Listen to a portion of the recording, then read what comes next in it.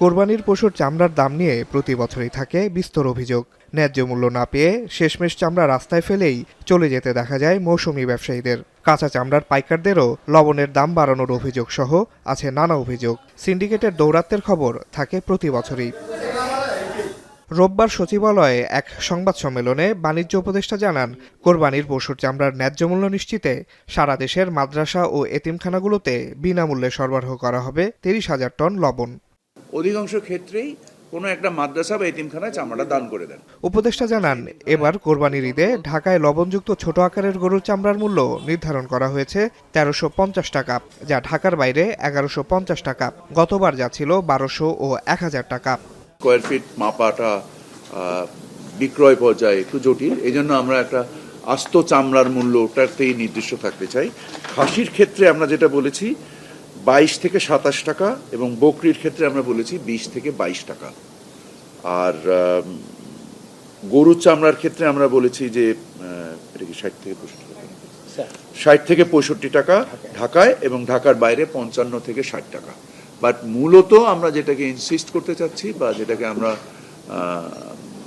বলতে চাচ্ছি সেটা হচ্ছে পূর্ণ একটা চামড়ার দাম মিনিমাম 1350 টাকা ঢাকার ভিতরে এবং 1150 টাকা ঢাকার বাইরে, এবং এটা আমরা লবণযুক্ত চামড়ার ক্ষেত্রেই কথাটা বলছি। ঢাকা থেকে অন্য জেলায় বা অন্য জেলা থেকে ঢাকায় কাঁচা চামড়া ঈদের পর অন্তত 15 দিন পর্যন্ত পরিবহন করা যাবে না। কাঁচা চামড়া এবং ব্লু ওয়েট রপ্তানির শর্ত 3 মাসের জন্য শিথিল করা হবে বলেও জানান বাণিজ্য উপদেষ্টা। কাঁচা চামড়া অথবা ওয়েট ব্লু চামড়া সাময়িকভাবে যেটা বাংলাদেশ থেকে রপ্তানি নিষিদ্ধ তালিকায় ছিল, এই নিষিদ্ধ তালিকা থেকে আমরা তুলে দিচ্ছি, সো দ্যাট ইন্টারন্যাশনাল মার্কেটে সরাসরি যদি স্থানীয় বাজারে এই মূল্য পাওয়া না যায়, যদি চেষ্টা করেন যেন আন্তর্জাতিক বাজারে সরাসরি বিক্রি করে দিতে পারেন। এদিকে সচিবালয়ে ঈদুল আজহা উপলক্ষে পশুর হাট ও কাঁচা চামড়ার সুষ্ঠু ব্যবস্থাপনা ও আইন শৃঙ্খলা সংক্রান্ত সভা অনুষ্ঠিত হয়। সভায় কুরবানির বর্জ্য ও নিরাপত্তা বিষয়ে আলোচনা হয়।